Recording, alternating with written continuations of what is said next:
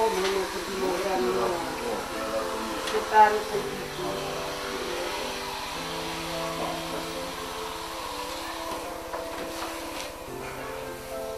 Bueno, veus, aquí tens el gran avantatge que, a part de fer la caminada i passar-t'ho molt bé i gaudir d'una vista i aquest temps amb els arbres de colors, avui...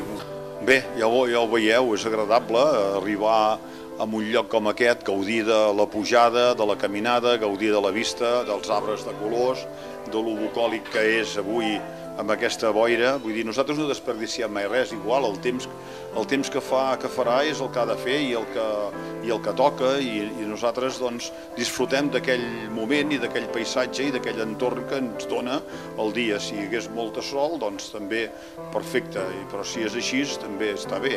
Altres vegades hem pujat amb neu. Amb neu és un paisatge de pessebre aquí dalt, no? Però també és agradable que et puguis assentar, que tinguis una miqueta del caliu d'una estufa i que després puguis picar alguna coseta, que no, així d'aquesta forma no has de portar, Déu-n'hi-do el pes que ja portem, que després doncs hagis de portar també el menjar, no? Doncs aprofitarem per fer una miqueta de mus i la ratafia, recomano la ratafia, aquí dalt és molt bona i bueno, llavors gaudir de la baixada.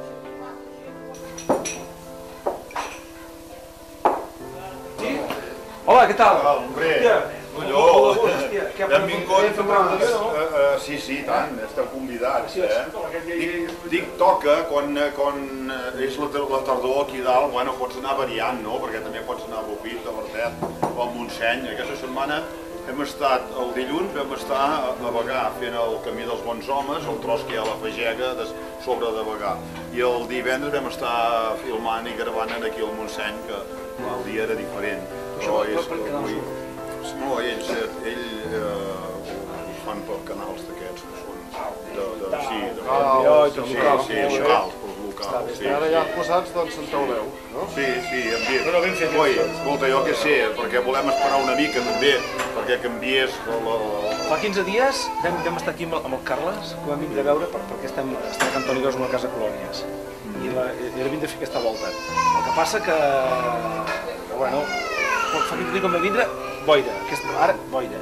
Sí, bueno, t'hi pots trobar, però també parlem d'un paisatge bucòlic, oi? Amb boira també és bonic. I tens que aprofitar-ho. Sí, però, clar, amb boira és bonic, però sense boira hi han d'haver unes vistes...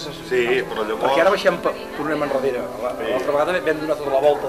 Sí, que veu anar... Sant Julià de Carrera i tot això. Coll de Barcons, veu anar... Però aquesta vegada tirarem avall perquè, si no... Compte que ve el crèdit... Com t'escollis de... Això s'ha de gravar, no? El mossèn una vegada em va dir no el deixo entrar aquí, perquè diu vostè fa cara d'inspector d'Hisenda, em va dir. I llavors quan va veure qui érem i tal, després ja va fer entrar, feu el que vulgueu, graveu, retrateu el que vulgueu. No us entretenim més, Si esteu servits, escolta tu, aquí nosaltres el nostre. Tinc primer pla de vostres plans.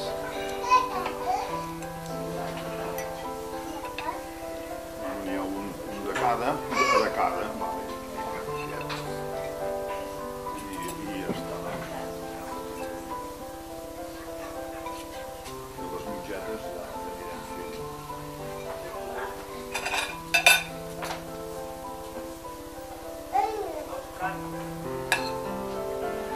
Fesols de Santa Pau amb cansalada diada,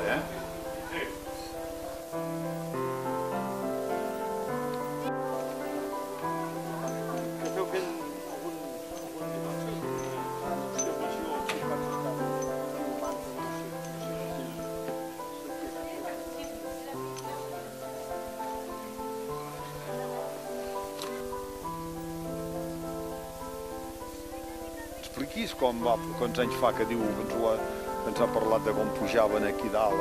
Mira, jo tenia 17 anys, fa uns 70 anys.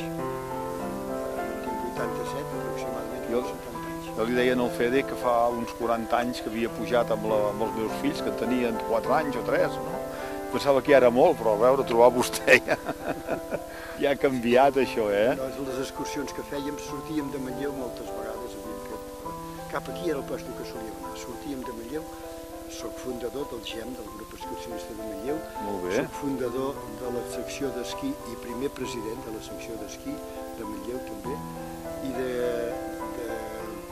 quan fèiem això, que dic als 17 anys, sortíem de Manlleu a peu, ens anàvem a dormir en una casa de pagès que hi ha aquí després de Rupit, que se'n diu la Casassa, que un de la colla nostra, era un parent d'aquesta casa, i ens ficàvem en el paller, fèiem un frat al paller, dormíem en el paller, i quan es feia clar ens llevàvem un grapat d'aigua i cap al far, i del far a la Salut, a peu. Tela, Quan érem a la Salut, dinàvem, i en ben dinar, si estàvem de sort, que sempre hi solia haver algun camió, furgonetes, això que de la llet, llavors no cotxes de línia, res, oi? I ens portaven fins a Manlleu. I si no havíem d'anar de la Salut a Manlleu a la tarda, que Déu-n'hi-do dret, són una colla de quilòmetres, ja sabíem els camins per anar pel tren. Però és la nostra vida, i encara la muntanya, encara... Pujar encara aquí dalt, però on puja, per les escales o pel camí? Per les marrades. Per les marrades, molt bé, doncs Déu-n'hi-do. El 17 de juliol del 23, del 1923. O sigui que porto, ara són 87 i que no diré mig, però no se'n falta gaire. Bueno, a veure si ho puc atrapar, però no ho crec pas, impossible. Què ha fet vostè per mantenir-se tan jove? Pencar sempre. No, el que és paisatge no. Cuidado, a les vores dels pobles sí, perquè s'han omplert dels voltants de fàbriques i indústries. Manlleu mateix quasi és més gran de la part industrial que no pas el que era el poble antic. Però el que és el paisatge, més o menys, és igual. Això que és Cabrera, aquí tenim el Sacal, dos pisos, coneixeu, el Sacal, els macos també, aquí s'ha de pujar per dentro del cotxe i llavors s'està I dels burros, oi? Exacte. O bé per Coll de Barcons, també, no? Molt bé, és molt maco, també.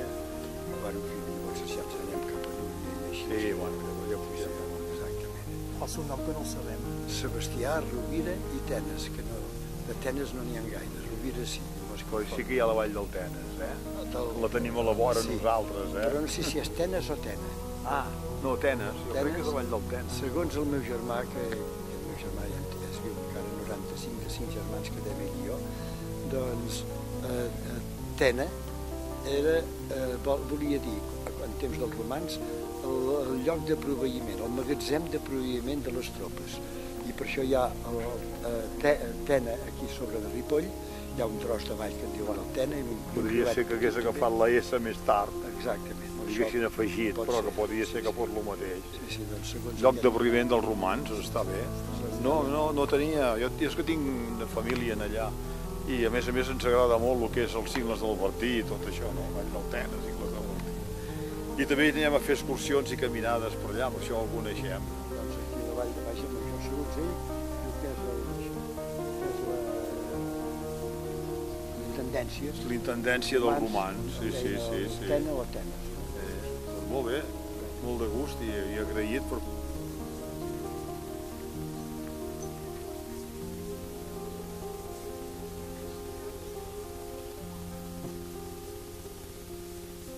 Què, Tomàs, què es veu? Bueno, aquest mirador és al revés de l'altre, és a migdia, aquí veuríem ara en un dia clar el Pedraforca, molta part del Pirineu i el que és tota la plana o part de la plana de Vic i bueno, arriba a la vista al Montseny, arriba a la vista allà, en un dia clar és impressionant, no? Llavors vull dir que mirar baix aquí és de vertigen, no? I en canvi avui doncs m'acosto sense cap problema perquè clar, evidentment no es veu al fons, no? Però realment és un balcó extraordinari, Aquí és magnífic, sí.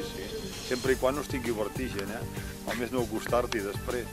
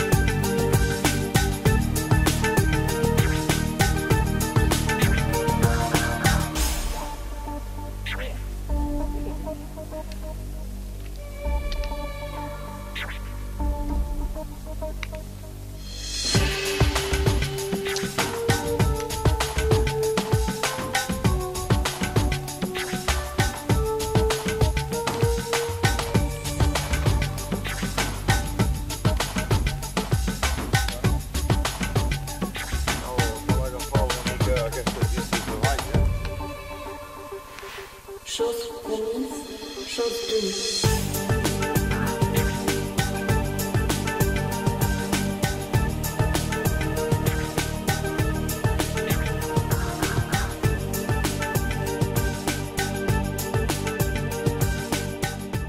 es pot esperar més d'un paisatge, d'una sortida d'un diumenge al dematí, del que estic dient sempre, d'un dia de caminar una setmana de salut, però a part de gaudir d'una vista tan extraordinària i d'un lloc com aquest, no? Que per la banda nord veus el Pirineu, el Puigcalma aquí, no?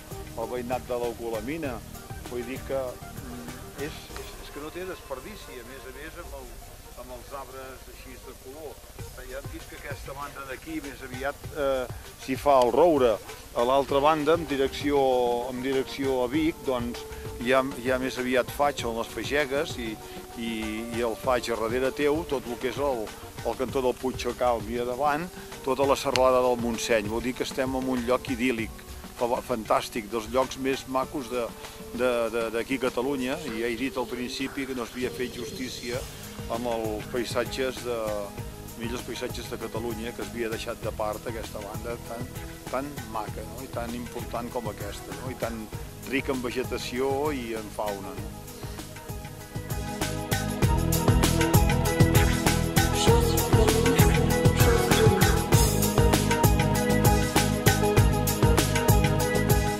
Bé, ara ja ens hem de despedir d'aquesta sortida, no?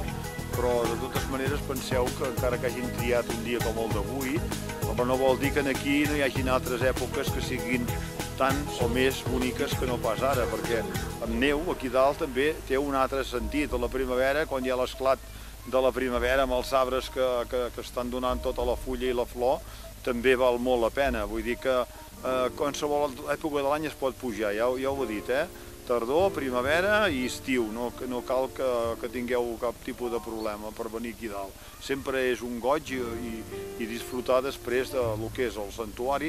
Avui precisament tinc que dir que no hi ha missa perquè, havent-hi lo del Papa a Barcelona, doncs esclar, s'ha concentrat tot el tema en allà, no? Però que també és una excusa per pujar a escoltar una missa aquí dalt. A part que ja ho heu vist que també la taula també val la pena.